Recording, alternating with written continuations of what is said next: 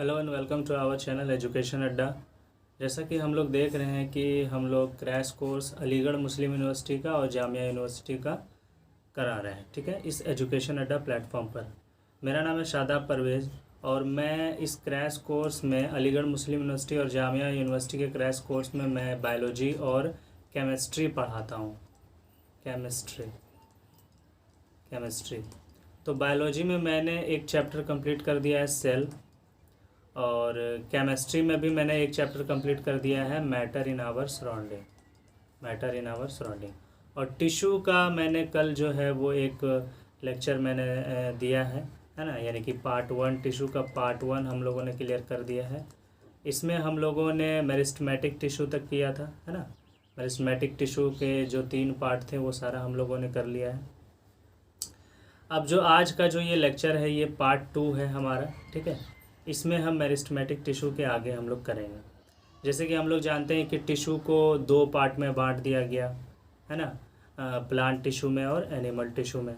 फिर plant tissue को 2 part में बांटा गया, मेरिस्टेमेटिक टिश्यू में और परमानेंट टिश्यू में, ठीक है। तो मेरिस्टेमेटिक टिश्यू को हम लोगों ने कर लिया है, आज हम लोग परमानेंट टिश्यू से करेंगे, ठीक है। चलिए आगे बढ़ते हैं।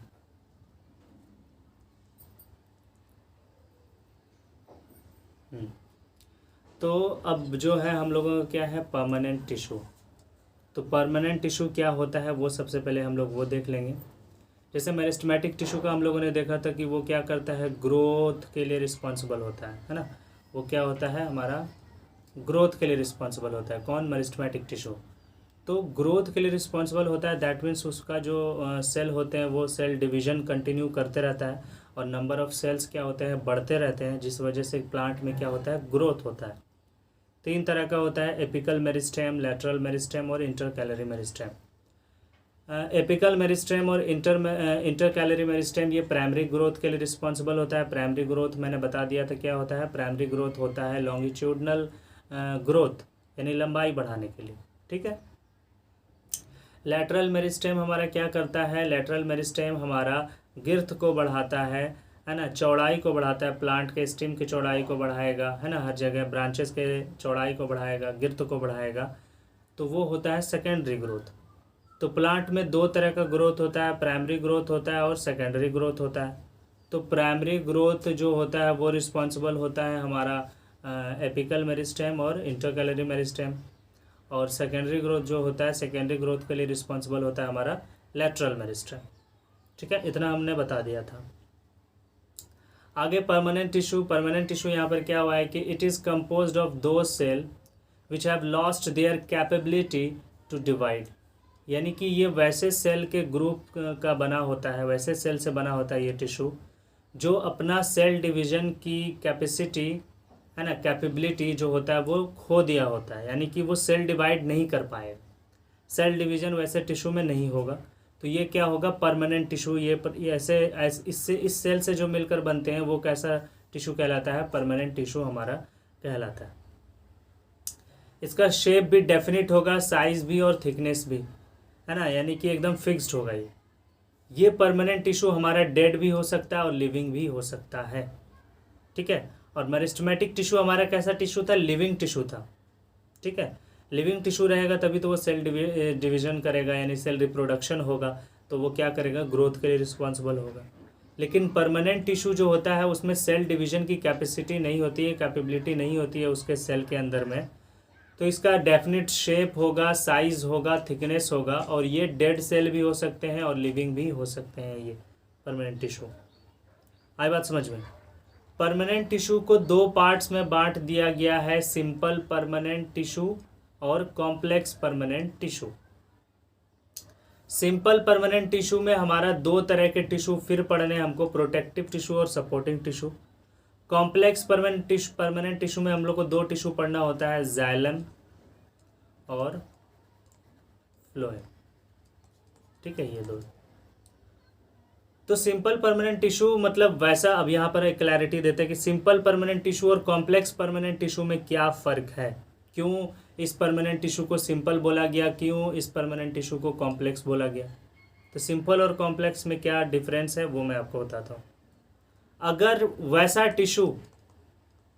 टिश्यू जो एक ही तरह के सेल से मिलकर बना हो, यानी उसका साइज सेम हो, फंक्शन सेम हो, सारी एक ही तरह के सेल से अगर कोई टिश्यू बनता है ढेर सारे सेल के ग्रुप से, तो उसको सिंपल परमानेंट टिश्यू बोला जाता है। ठीक है। कॉम्प्लेक्स परमानेंट टिश्यू करने का मतलब ये है कि वैसा टिश्यू जिसमें अलग अलग तरह के सेल को ग्रुप करेंगे और वो ग्रुप एक पर्टिकुलर फंक्शन करेगा, तो उसको बोलेंगे कॉम्प्लेक्स परमानेंट टिश्यू। समझ में आई? यानी कि ये वैसा टिश्यू है, इसके अंदर अलग अलग तरह के सेल्स हैं, लेकिन फंक्शन ओवरऑल जो फंक्शन करेगा वो एक ही तरह का फंक्शन करेगा, एक कोई खास फंक्शन करेगा, तो उसको कॉम्प्लेक्स परमानेंट टिश्यू बोलेंगे।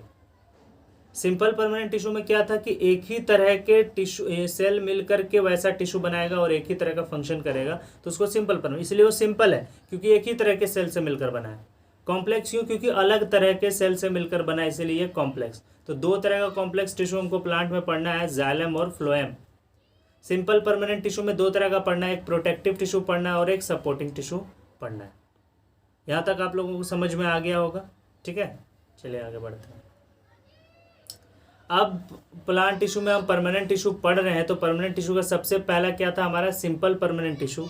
और सिंपल परमानेंट टिश्यू यहाँ पर दिया हुआ है कि दीज होगा, है ना। These are made up of same type of cells, एक ही तरह के सेल से मिलकर बना होगा, which are similar in structure, structure में एक होगा और फंक्शन में भी एक होगा, तो वैसे टिश्यू क्या कहलाएगा? परमानेंट टिश्यू हमारा कहलाएगा। आई बात समझ में? और ये दो तरह के होते हैं, प्रोटेक्टिव टिश्यू होता है और सपोर्टिंग टिश्यू होता है, इसमें पढ़ना है सिंपल परमानेंट टिश्यू में। प्रोटेक्टिव टिश्यू में हमको दो तरह के टिश्यू पढ़ना है, एपिडर्मिस और कॉर्क, या फिर इसको फिलियम भी बोलते हैं। ठीक है, एपिडर्मिस और कॉर्क या फिलियम, ये प्रोटेक्टिव में आता है। प्रोटेक्टिव मतलब वो प्रोटेक्ट करेगा, प्लांट को प्रोटेक्ट करेगा। अब कहाँ पर पाया जाता है वो अभी हम लोग 1 by 1 एपिडर्मिस को भी पढ़ेंगे, कॉर्क को भी पढ़ेंगे। क्लियर है इतनी बात? और उसके बाद सपोर्टिंग टिश्यू में ये तीन तरह के टिश्यू आते हैं, पैरेन्काइमा, कोलेनकाइमा और स्क्लेरेन्काइमा। ये तीनों को 1 by 1 हमको देखना है, इसका फंक्शन देखना है, स्ट्रक्चर देखना है, कहाँ पे पाया जाता है, वो सारी चीज़ें देखना है। तो सिंपल परमानेंट टिश्यू वैसा टिश्यू जो एक ही तरह के सेल से मिलकर बना हो और उसका फंक्शन भी एक जैसा हो, तो उसको सिंपल परमानेंट टिश्यू बोलेंगे। ठीक है, और ये दो तरह के होते हैं, प्रोटेक्टिव टिश्यू होता है और सपोर्टिंग टिश्यू होता है। क्लियर है? और प्रोटेक्टिव टिश्यू में फिर हमको एपिडर्मिस पढ़ना है, कॉर्क और फिलियम पढ़ना है, दो तरह के प्रोटेक्टिव टिश्यू। सपोर्टिंग टिश्यू तीन तरह के होते हैं, पैरेन्काइमा, कोलेनकाइमा, स्क्लेरेन्काइमा, और इसको 1 by 1 डिस्कस करना है। ओके, चलिए आगे बढ़ते हैं। अब प्लांट टिश्यू में, सिंपल परमानेंट टिश्यू में हम क्या पढ़ेंगे? प्रोटेक्टिव टिश्यू, जो कि हमको एपिडर्मिस पढ़ना है सबसे पहले। प्रोटेक्टिव टिश्यू में एपिडर्मिस, अब यहाँ पर एक आ गया हमारा एपिडर्मिस। अब ये एपी वर्ड जहाँ पे भी आ जाए, दैट मीन्स ये आउटर लेयर होगा, outer layer, outer layer, AP का मतलब। समझ में आई बात? तो यहाँ पर वही लिखा हुआ है कि it is the outermost single cell layer of plant organ such as leave, flower, root, etc। तो एपिडर्मिस किस में पाया जाता है? रूट्स में पाया जाएगा, लीव्स में, फ्लावर्स में। जो सबसे ऊपरी परत होगा रूट्स का, फ्लावर्स का, है ना, लीफ का, वो क्या होगा हमारा? वो एपिडर्मिस होगा। ये सिंगल सेल थिकनेस होता है इसका। सिंगल सेल यानी कि एक सेल की जितना मोटाई होता है एक सेल का, उतना ही मोटाई इसका होता है एपिडर्मिस का। और ये सबसे ऊपर पाया जाएगा, सबसे ऊपरी लेयर होगा। कहाँ कहाँ का? हमारा लीफ का, फ्लावर्स का और रूट्स का। आई बात समझ में? तो एपिडर्मिस कहाँ कहाँ पाए जाते हैं? लीफ में पाए जाते हैं, फ्लावर्स में, रूट्स में पाए जाते हैं, स्टेम में भी पाया जाएगा, ऊपरी लेयर एपिडर्मिस। ठीक है, और ये एपिडर्मिस के ऊपर में एक होता है क्यूटाइल, इसका कवर होता है, क्यूटाइल का कवर होता है, क्यूटाइल का एक लेयर होता है एपिडर्मिस के ऊपर में। यानी कि ये हमारा अगर एपिडर्मिस है, ये हमारा एपिडर्मिस है, ये ग्रीन कलर का, ये मैंने एपिडर्मिस बना दिया।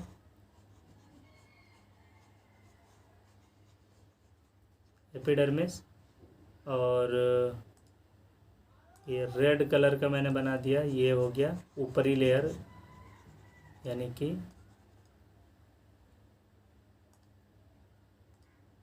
ये क्या है ऊपर का? ये क्या है? क्यूटाइल। और ये ग्रीन कलर का ये क्या हो गया हमारा? एपिडर्मिस। तो एपिडर्मिस के ऊपर एक लेयर होता है क्यूटाइल। ठीक है, वो वाटर प्रूफ लेयर होता है। कैसा लेयर होता है? वाटर प्रूफ लेयर होता है। क्योंकि लीफ में हम लोग जानते हैं कि अगर बारिश होती है तो बारिश होगी तो ढेर सारा पानी लीफ के ऊपर गिरेगा, तो लीफ के ज़रिए वो पानी अंदर ना जा सके, इसीलिए लीफ के ऊपर एपिडर्मिस के ऊपर एक लेयर होता है जिसको बोलते हैं क्यूटिकल या क्यूटाइल बोलते हैं, तो वो अंदर पानी जाने नहीं देता है ना। प्लांट पानी कहाँ से लेता है? प्लांट पानी रूट से लेगा, वो ऊपर से लीफ की तरफ से नहीं लेगा। ठीक है, चलिए, तो ये होता है एपिडर्मिस। और एपिडर्मिस क्या करेगा? प्रोटेक्ट करेगा कि इन्फेक्शन ना हो प्लांट में, है ना, क्योंकि ये एक लेयर है, प्रोटेक्टिंग लेयर है, प्रोटेक्टिव टिश्यू में पड़ रहे हैं तो इन्फेक्शन से बचाएगा, है ना। और टेम्परेचर जितना ज़्यादा टेम्परेचर, मतलब बाहर का टेम्परेचर अगर ज़्यादा है तो उससे इफेक्ट ना पड़े प्लांट को, तो उससे भी बचाएगा। यानी ये एक तरह का प्रोटेक्टिव लेयर है हमारा प्लांट का, जो कि सारी चीज़ों से बचाता है, इन्फेक्शन से, है ना, टेम्परेचर से, ये सारी चीज़ें किस में पाए जाएंगे? लीफ में पाया जाएगा, फ्लावर्स में, रूट्स में पाया जाएगा। एपिडर्मिस के ऊपर एक लेयर होता है, उस लेयर को हम लोग बोलते हैं क्यूटाइल, जो वाटर प्रूफ लेयर होता है। ठीक है, यहाँ पर दिख रहा होगा, ये जो है वाटर जो है वो लीफ के ऊपर किस तरीके से ड्रॉपलेट्स गिरा हुआ है, जो कि पानी लीफ के अंदर जा नहीं रहा है ना। तो ये कौन नहीं अंदर जाने दे रहा है पानी? क्यूटाइल। ठीक है, अब स्टोमाटा, अब यहाँ पर स्टोमाटा आ गया, एक और टॉपिक है, लीफ में पाया जाता है। Epidermis have small pores on its surface. Epidermis यानी कि ये एक लीफ है, ठीक है, और लीफ के सबसे ऊपर की ऊपरी लेयर क्या है? एपिडर्मिस, और इसी में छोटे छोटे पोर्स होते हैं, जिसको हम लोग, एपिडर्मिस में छोटे छोटे पोर्स होते हैं, और इस पोर्स को क्या बोला जाता है? इस पोर्स को बोला जाता है stomata. These pores are called stomata. These are enclosed by two kidney shaped cell called guard cell.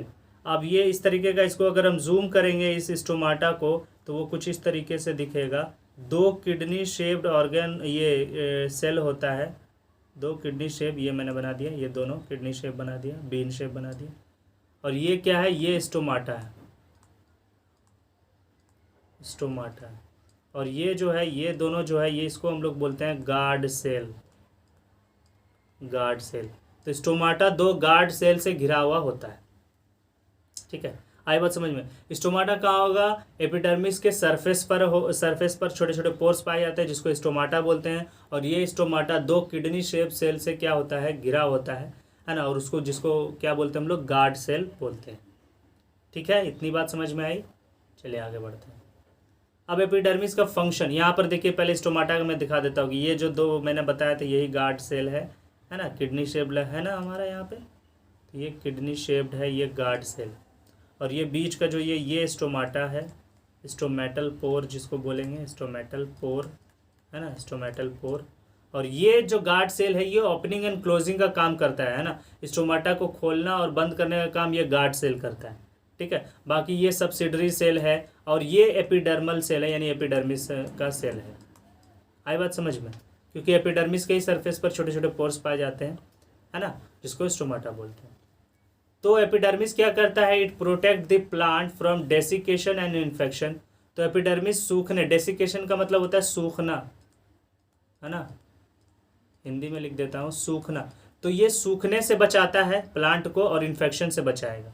क्यों भाई? क्योंकि जो प्लांट में वाटर है, वो वाटर लीफ के जरिए एवोपरेट करके बाहर ना निकल जाए, और बाहर का जो पानी है वो लीफ के ही अंदर ना चला जाए। तो इन सब चीज़ों को कंट्रोल करता है एपिडर्मिस। ठीक है, और डेसिकेशन होने से बचाता है, सूखने से बचाता है, इन्फेक्शन होने से बचाएगा। ठीक है, cuticle cuts the rate of transpiration and evaporation of water. Cuticle एक वाटर प्रूफ लेयर है। ट्रांसपिरेशन में बता देता हूँ क्या होता है। ट्रांसपिरेशन होता है जब वाटर में बहुत ज़्यादा पानी भर जाएगा, एक्सेस वाटर हो जाएगा, तो वो स्टोमेटल पोर के ज़रिए वाटर क्या करेगा? बाहर की तरफ वेपर फॉर्म में निकल जाएगा, पानी बाहर निकल जाएगा, एवोपरेशन हो जाएगा वाटर का। ठीक है, तो क्यूटाइल एक वाटर प्रूफ लेयर है, तो ये पानी को अंदर आने से भी रोकेगा और बाहर जाने से भी रोकेगा। तो ये जो है ट्रांसपिरेशन के रेट को कम करेगा और एवोपरेशन को रेट को कम करेगा, ताकि प्लांट से पानी जो है वो लॉस ना हो। आई बात समझ में? तो cuticle is a water proof layer, है ना। Stomata allow gaseous exchange during photosynthesis. Stomata का क्या फंक्शन है भाई? स्टोमाटा का फंक्शन हमारा ये है कि ये कार्बन डाइऑक्साइड को अंदर लेता है है ना, अंदर लेता है, कार्बन डाइऑक्साइड को अंदर लेता है और ऑक्सीजन को बाहर निकालता है। फोटोसिंथेसिस प्रोसेस में जब हम लोग फोटोसिंथेसिस प्रोसेस पढ़ेंगे तो हम लोग देखते हैं कि उसमें कार्बन डाइऑक्साइड और वाटर का इस्तेमाल करके प्लांट खाना बनाता है। तो कार्बन डाइऑक्साइड जो गैस होगा वो स्टोमेटल पोर के जरिए इंटर करेगा लीफ में, और लीफ में ही फोटोसिंथेसिस काम होता है। रूट्स के जरिए पानी लेता है हमारा प्लांट और वो लीफ तक पहुंच जाता है वाटर, है ना, और वहाँ पर खाना बनता है। क्या बनता है खाना हमारा? C6H12O6 + O2, है ना, ये ऑक्सीजन भी बनता है, तो ये ऑक्सीजन बाहर निकल जाता है। ठीक है, तो गैसियस एक्सचेंज कहाँ पर होता है? स्टोमाटा में, यानी कार्बन डाइऑक्साइड का अंदर आना और ऑक्सीजन का बाहर जाना, ये गैस का एक्सचेंज हो रहा है ना, तो ये स्टोमाटा करता है फोटोसिंथेसिस के दौरान।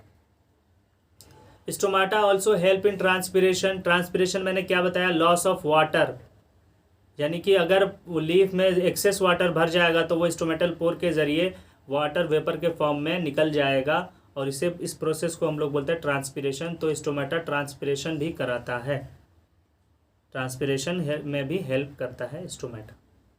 ये सारी चीज़ें समझ में आ गई। तो ये था एपिडर्मिस। ठीक है, अब आगे प्रोटेक्टिव टिश्यू में ही हमारा कॉर्क पढ़ना है, फिलियम पढ़ना है।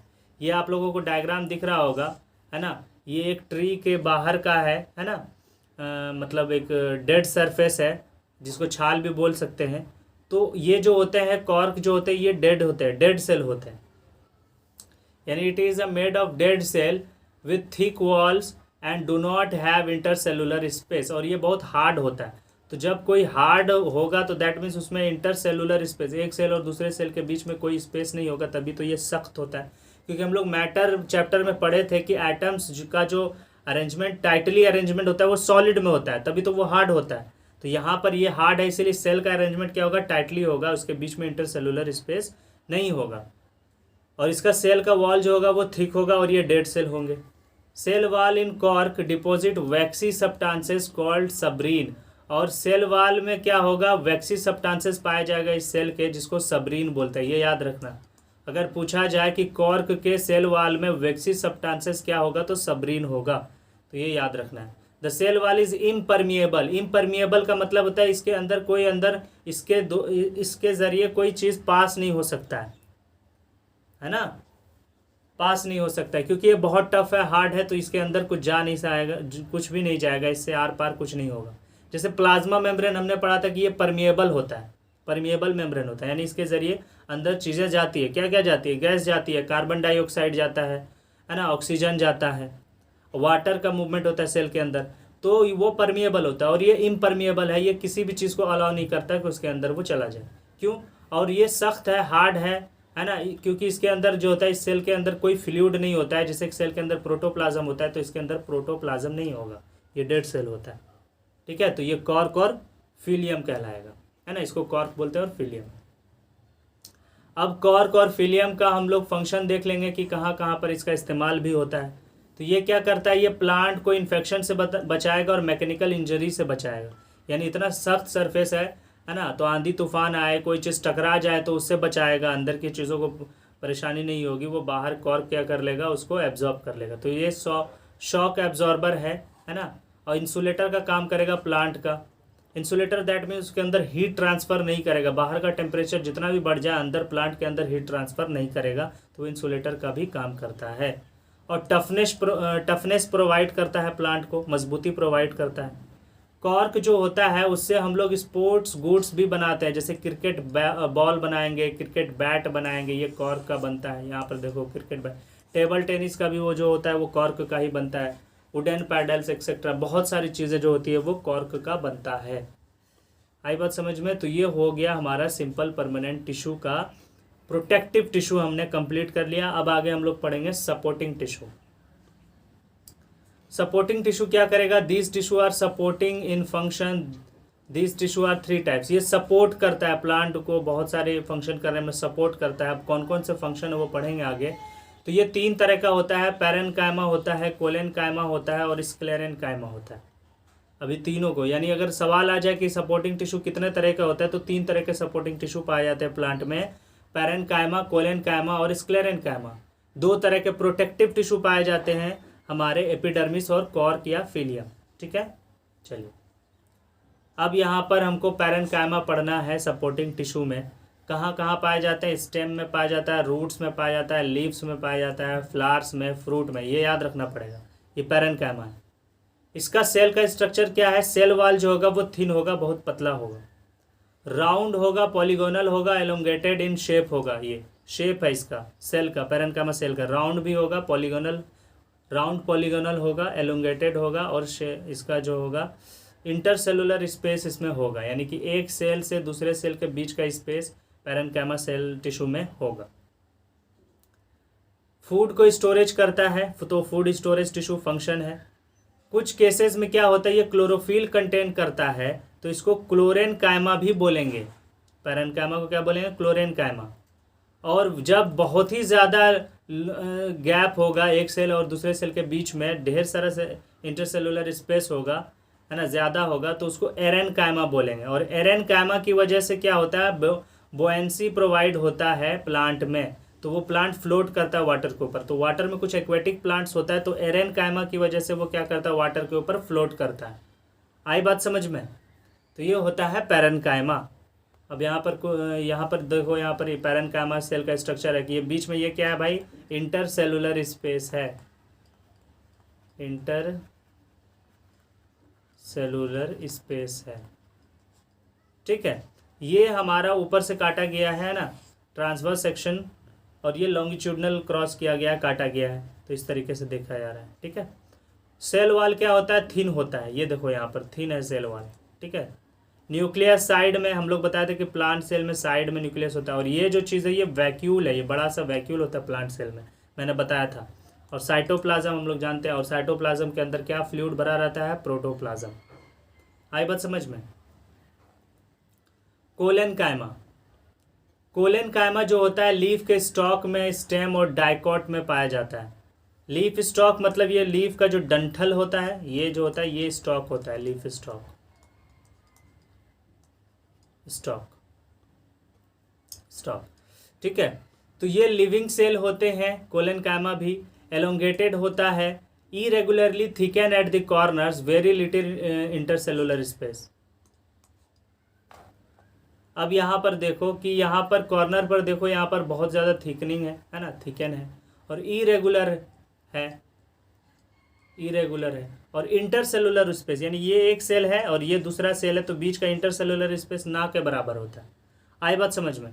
तो ये क्या हो गया हमारा? कोलेनकाइमा। अब ये पाया जाता है टेंड्रिल्स में, टेंड्रिल्स में, तो ये टेंड्रिल्स में पाया गया। यहाँ पर देखिए ये सब क्या है? टेंड्रिल्स, क्लाइंबर्स है, तो टेंड्रिल्स और ट्रेंडिल्स और क्लाइंबर्स में पाए जाते हैं। मैकेनिकल टिश्यू है, provide mechanical strength, flexibility collenchyma provide करता है, ये आप लोगों को याद रखना है। तो फ्लेक्सिबिलिटी प्लांट में कौन प्रोवाइड करेगा? तो कोलेनकाइमा टिश्यू प्रोवाइड करेगा। Allowed bending of parts, parts जो होगा वो बेंड करता है ना, बेंडिंग भी प्रोवाइड करेगा हमारा कोलेनकाइमा। तो टेंड्रिल्स में पाया जाता है, स्टेम्स ऑफ क्लाइंबर्स में पाया जाता है, ये मैंने बता दिया। ये टेंड्रिल देख रहे हैं ना, इसमें पाया जाएगा, स्टेम्स ऑफ क्लाइंबर्स में पाया जाएगा, क्योंकि ये फ्लेक्सिबिलिटी प्रोवाइड करता है कोलेनकाइमा टिश्यू। क्लियर है? अब आते हैं स्क्लेरेनकाइमा में।